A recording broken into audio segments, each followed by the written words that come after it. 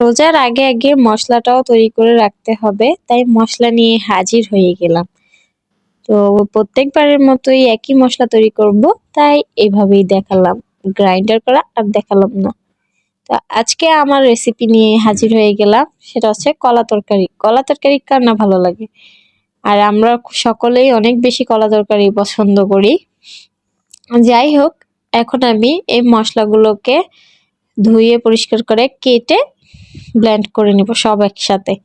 এভাবে করে আমি ফ্রিজেও রেখে দিই। কে কে আমার মতো এইভাবে মশলা ট্রাই করেন জানাবেন কিন্তু। এখন চলে আসলাম রেসিপিতে। কড়াইটা গরম হওয়ার সাথে সাথে দিয়ে দিলাম তেল আর পেঁয়াজ, কাঁচামরিচ। সবকিছুকে ভালোভাবে গরম করে ভেজে নিয়ে তারপরে আমি এখানে আদা রসুন পেস্ট করা দিয়ে দিব। এই যে আদা রসুনটা আমার কিরকম লাল হয়ে আছে, এটা শুধু ওই শুকনো মরিচটার কারণেই। যদিও এখানে পেঁয়াজ বাটা দেই, তারপরেও আমার কাছে এইভাবে তরকারির স্বাদটা ভালো লাগে মশলার। পেঁয়াজ কুচি না দিলেও চলে, এটা আমার আমার দেওয়া দরকার আর কি। আমার কাছে মনে হয় যে আমার পেঁয়াজ কুচি না দিলে তরকারি খালি খালি, এই জন্য আমার আসলে দিতেই হয়। পেঁয়াজ বাটা দিলে এমনিতেও তরকারির স্বাদ হয়। এখানে আমি কলাগুলোকে হলুদ মাখিয়ে নিয়েছি, আলুগুলোকে আমি কলার মতো করেই কেটে দিয়েছি। যাই হোক, সবকিছু হচ্ছে গিয়ে ভালোভাবে নেড়ে নিয়ে পরিমাণ মতো লবণ, হলুদ, মরিচের গুঁড়া, জিরা গুঁড়া সবকিছু দিয়েই কিন্তু আমি এটাকে কষিয়ে নিচ্ছি। কিছুক্ষণ কষানোর পর এখানে আমি ঝোল অ্যাড করে দিলাম।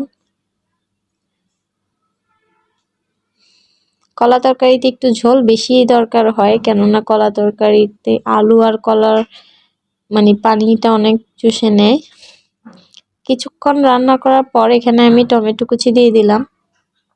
টমেটো দেওয়ার ক্ষেত্রে কালারটা অনেক সুন্দর আসে।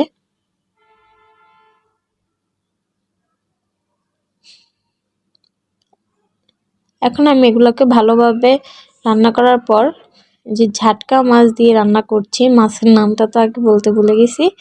যাই হোক, ইলিশের বাচ্চা ঝাটকা মাছ, সেটা দিয়ে আর কি রান্না করছি।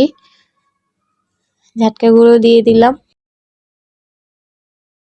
কালারটা কিন্তু অসাধারণ হয়েছে। আমার রান্নাটাও প্রায় এভাবেই শেষ হয়ে গেছে।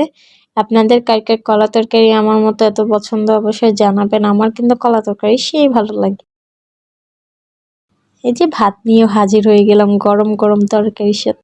তো আজকের জন্য এতটুকুই। আল্লাহ হাফেজ।